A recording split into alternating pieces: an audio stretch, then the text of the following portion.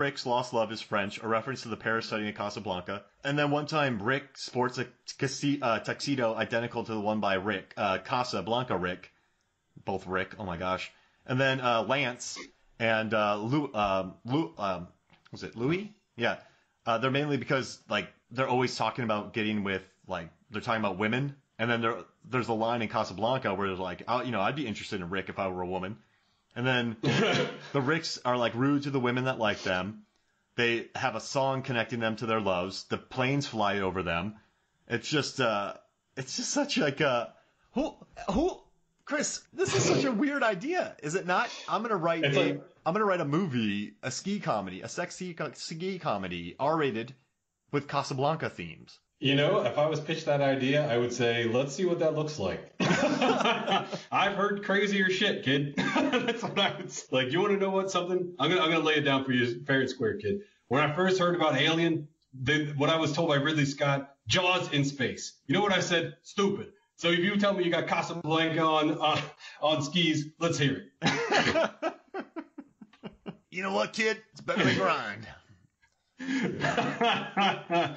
I like your moxie. You know I produced Casablanca. I said, Bogey, it ain't gonna work. Ingrid, she's not Ingrid's great, but Bogey, I don't know. Who is this guy? Are we gonna go back to our DP who never sits? Yeah. Or never stands? I'll tell you what, kid. I did a lot of sitting on this one. Like all the other ones. You know what? I did Copper Mountain, Hot Dog the Movie, Better Off Dead, Blizzard of Oz, Ski School. And Ski School. They developed skis to push me down a mountain on where I could sit. They call it a bobsled. And you know who was in Ski School? Yeah, Chainsaw from summer school. Oh. So don't give me a shit. Did you ever listen to our Icebreaker episode? If you guys are listening, go back and listen to the Icebreaker episode that Adam and Hodgins and I recorded. It's about Sean Astin battling Bruce Campbell at a ski resort. Oh man, I keep forgetting to watch that movie. I've heard that podcast like twice. And I think you've actually told me about that movie. There's the greatest fight scene in the world where this guy picks up Sean Astin and slams him in a kitchen, and the look on Sean Astin's face is pure terror. He's like, I did not know it was going to go this far. All right, hey, how about this? Let's take a quick break, and when we come back, we will talk more Out Cold.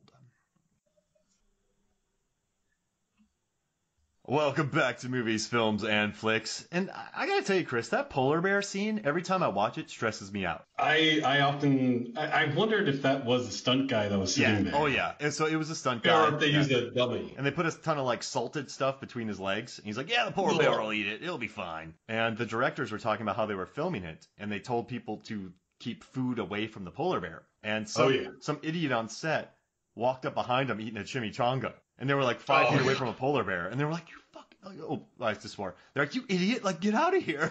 Like, why are you doing this? Like, stop.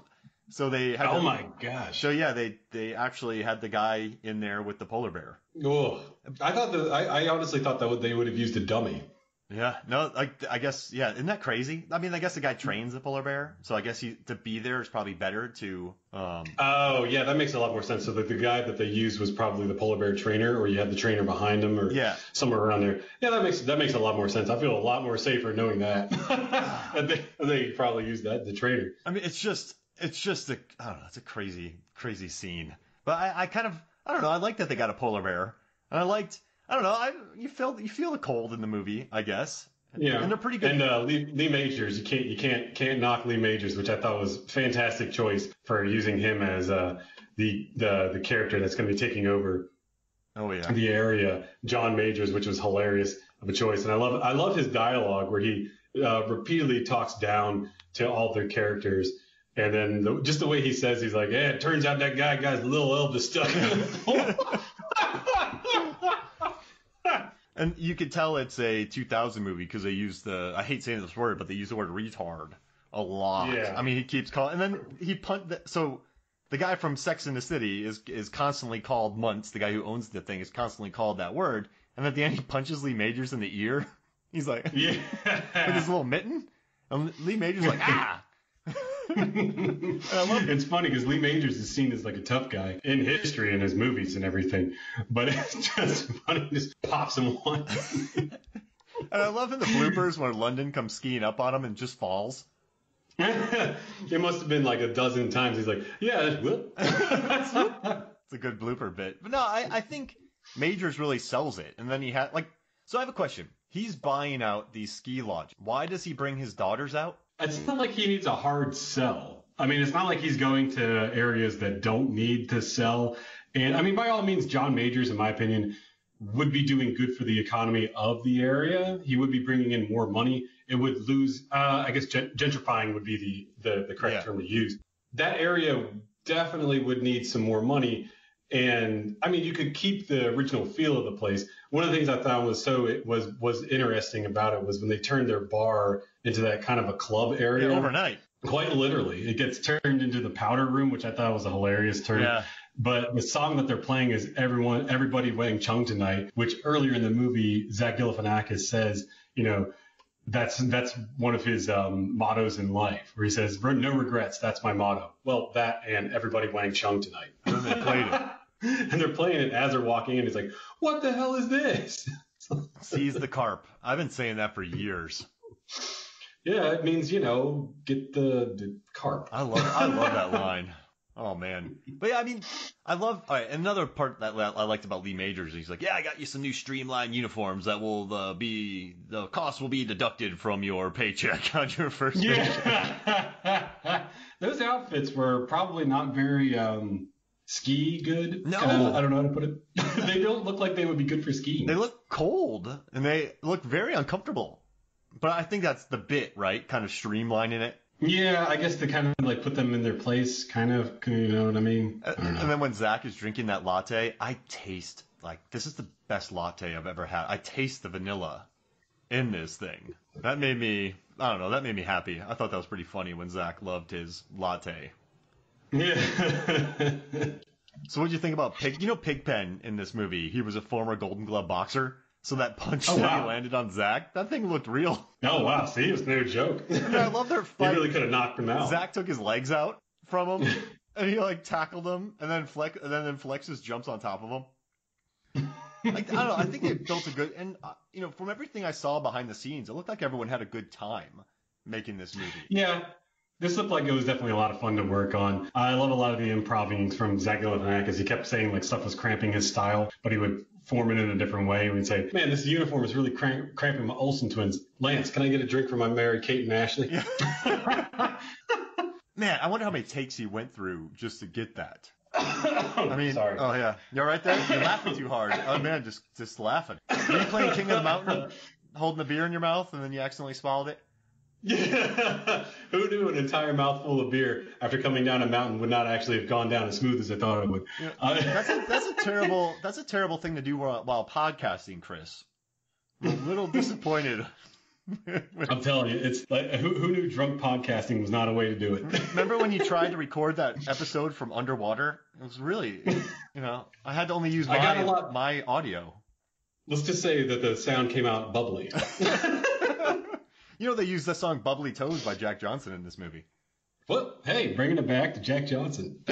What happened to that guy? I mean, what did he do? You know what I think it is, he had a big run. I mean, this was 2001. I was buying his music in 2004, 2005. He had a bunch of songs after that. But, I think that was probably, 15, 16 years ago. And I think, he was a surfer beforehand. He probably just got tired of it. And then you probably just can't be Jack Johnson for 20 years. Yeah, I like that. I think that happens sometimes to folks whenever they do a specific thing, and or they were something, and then they go into the entertainment industry, and they just think that that's not really my thing, and they just go back to doing what they were doing originally or what their passion was altogether. I read that the kid that played Mason Gamble, who was Dennis the Menace in the 90s, he became a marine biologist shortly after making that movie. He went to college and everything. So it seemed like Jack Johnson probably got maybe a little bit tired of it or something, and then went back to just doing his thing. Are you saying Dennis the Menace? He was 12 and then he became a marine biologist shortly after? No. I'm joking. You mean to tell me that the 12-year-old marine biologist? It's a movie in itself. Quick, give me a camera. I gotta tell you though, the people in this film. I mean, so AJ Cook, right? She went on to make Final Destination 2, and then she was in True Calling, and then she's in over 300 episodes of Criminal Minds. David Denham. Yeah, she crushed it. Yeah, David Denham, the bartender. He was in The Replacements before this, but then he was in The Office, and he was also in 13 Hours. He was like a badass in that. Anna, she was in the movie Breach for a little, that movie Breach, which I love, Devil, and then she was in Hannibal, a lot of it. I love that show, Hannibal. Like Pigpen, he stayed busy in a ton of TV work. Flex Alexander went on to Snakes in a Plane. Hills Have Eyes Have Too. The Malloys, man, they've moved into the commercial world, and you and I know about commercials. They've like won awards and directed LeBron James and everything. Thomas Lennon's crushing it. Then you had, let's see, who was the other guy? He went on the Sex and the City, Ted Muntz, or Willie Garson. Went the sci-fi route. Yeah, exactly. But I mean, you look at Jason London's IMDb, he's been working nonstop. He worked on a friend of mine's movie called Roswell FN. Actually, he did that.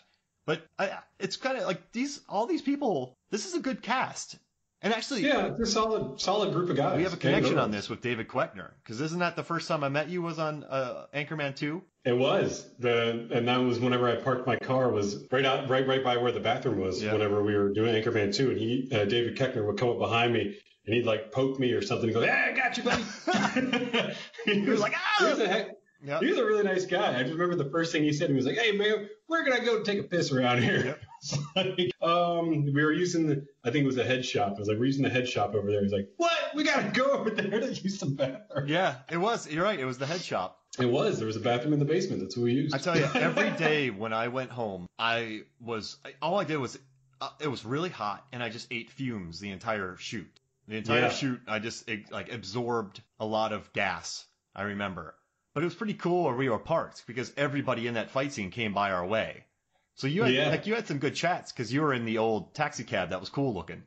I was. I remember Liam Neeson talked to me for a little while too about my vehicle, because he was like, "This is a really cool car. Is this yours?" And I was like, "No, it's part of productions." He's like, "It must feel cool driving around." I'm like, "Yeah, it does feel cool, because it's a 1956, and I'm a big fan of the 50s, and it just felt really nice to drive around in a vehicle that was authentic from the era." And then he throat chopped you.